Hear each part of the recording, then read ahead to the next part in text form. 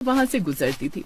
वो लड़के उस पर कमेंट करते थे जो कि उसे बहुत अच्छा लगता था। फिर एक रोज, छम्मक छल्लो, अरे रोज रोज यहाँ हमारे सामने से मत गुजरा करो, हमारी नीयत खराब हो जाती है।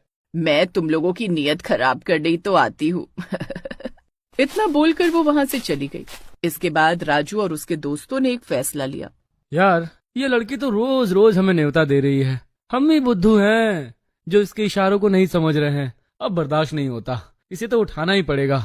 सही कह रहे हो राजू भाई, कुआं हर रोज हमारे पास चलकर आता है, पर हम लोग ही अपनी प्यास नहीं बुझाते। जल्दी ही इसकी ख्वाहिश पूरी कर देते हैं। खैर, शाम को विक्रम की माँ एक पंडित जी को लेकर आई। विक्रम बेटा, पंडित जी तुम्हारे लिए एक बहुत अच्छा रिश्ता लेकर आए हैं। तुम लोग बोल रहे थे ना कि मैं तुम्हारी शादी के लिए ध्यान नहीं देती। अब देखो मैं कैसे तुम्हारी शादी कराती हूँ।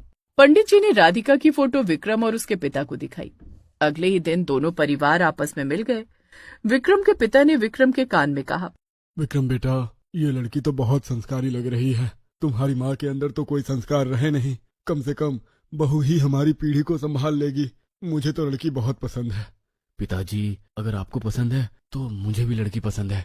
तो इस तरह से विक्रम की शादी राधिका के साथ तय हो गई। लेकिन शादी के बाद जब बारात वापस लौट रही थी, तभी रास्ते में राजू और उसके दोस्तों ने विक्रम की मां को अकेला देखकर किडनैप कर लिया और अपने अड्डे पर लेकर चले गए। आज तो तुम बिल्कुल कहर ढा रही हो, लगता है किसी शादी में गई थी। अच्छा हुआ हमने तुम्हें उठा लिया। माफ करना, रोज रोज तुम हमें न्योता देती थी पर हम समझ ही नहीं पाए। आज हम तुम्हारी मनोकामनाएं पूरी करके ही रहेंगे। ये क्या बदतमीजी है, छोड़ो मुझे, मैं अपने बेटे की बारात लेकर जा रही थी। क्या? बेटे की बारात? इतनी छोटी उम्र में तुम्हारे बेटे की बारात भी हो गई? जरूर कोई झोल है। पंकज, इसके मुंह पर पानी डाल। पंकज ने विक्रम की माँ के ऊपर एक बाल्टी पानी डाला, जिससे उसका मेकअप उतर गया। अरे राजू भाई, जिसको हम जवान और हसीन समझते थे, अरे वो तो बुढ़िया निकली। इसने हमारे साथ धोखा किया है। कोई बात नहीं, इसके पति का नंबर इससे ले ले और उसे फोन करके अच्छी खासी रकम मांग ले। इतनी मेहनत करके हमने किडनैपिंग की है, कुछ फायदा तो मिलना ही चाहिए। तो इस तरह से विक्रम की माँ का किडनैप हुआ था। अब कहानी एक बार फिर से प्रेजेंट टाइम में वापस आ गई। पिताजी, शायद वो किडनैपर जानते नहीं है कि मैं ब्लैक बेल्ट चैंपियन हूँ। आप अपनी बहू को संभालिए, मैं अपनी माँ को लेकर आता हूँ। एड्रेस मुझे मैसेज कर दीजिए।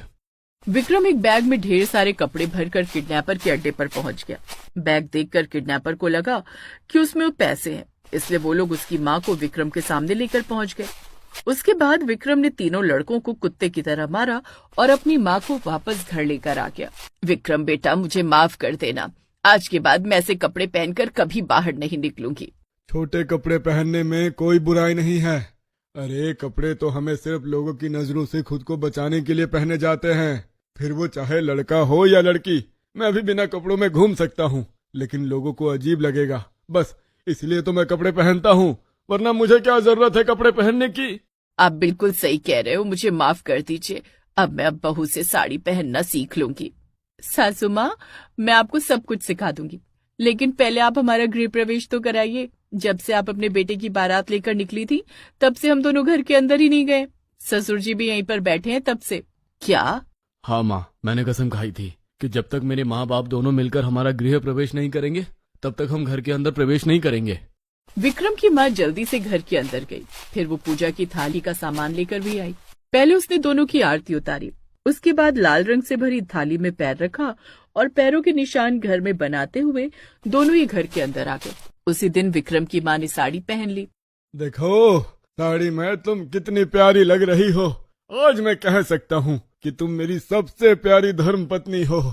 बस आपके मुंह से तारीफ सुनने के लिए तो मैं इतना मॉडर्न तरीके से रहती थी, लेकिन मुझे क्या पता था कि लोगों की नजर में वो बुरा है।